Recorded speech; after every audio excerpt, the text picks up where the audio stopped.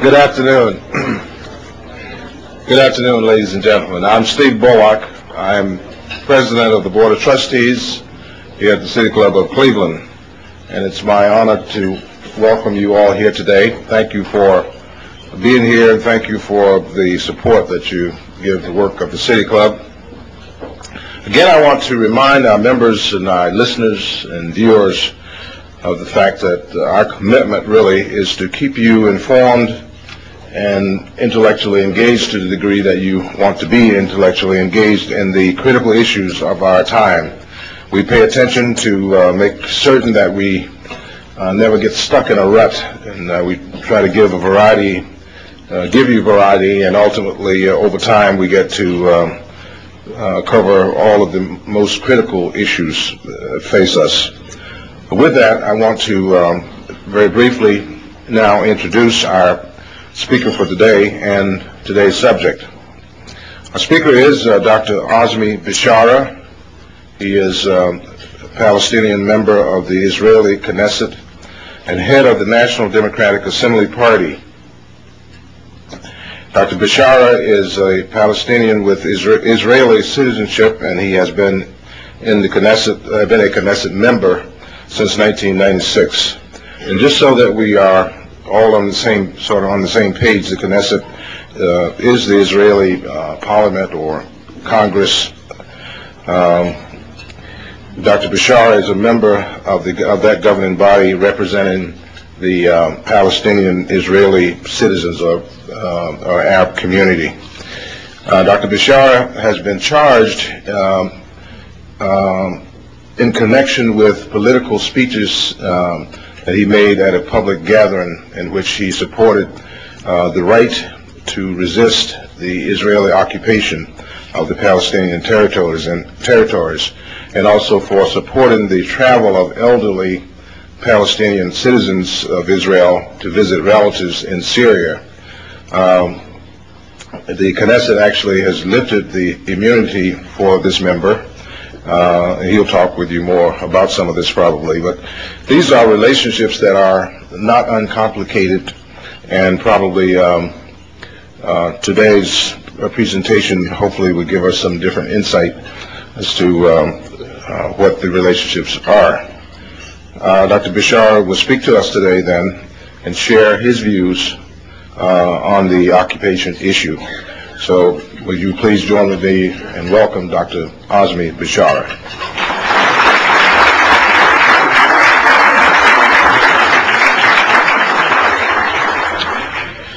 Okay, thank you very much for giving me the stage and allowing me of being a part of this democratic tradition in the City Club.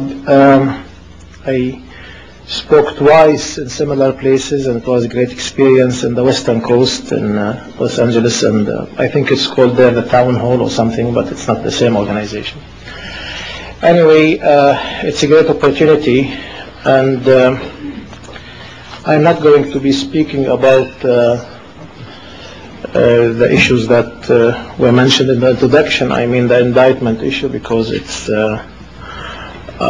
issues that are discussed in court. One of the charges, of course, is already dropped. We are discussing the other charges. I hope at the end of this month it will be dropped. I want to share with you more general questions concerning what is usually called the conflict in this country. And I will leave the rest of the issues that, some of the issues that were mentioned here also to questions, if you like. Of course, it seems complicated, as it was said. It is not uncomplicated, which means it is complicated. Well, it's a nicer way of saying complicated. Let me tell you, it seems complicated. It looks complicated, and our terminology contributes to these complications, like the word conflict. Usually in colonial issues we never use the word conflict. When we speak about countries under occupation or national liberation organizations, whether in Africa, in Asia, in the Middle East, or in South America, the concept that was used was not conflict. Conflict when we mean two symmetrical sides, two states, even two faiths, two religions, etc. And I do not believe that the conflict in the Middle East is an interreligious conflict. And I don't think that it's an interstate conflict. I don't even think that it is a conflict between nationalities, a national conflict. Although I'm a secular man who believes that there is a place for nationalities.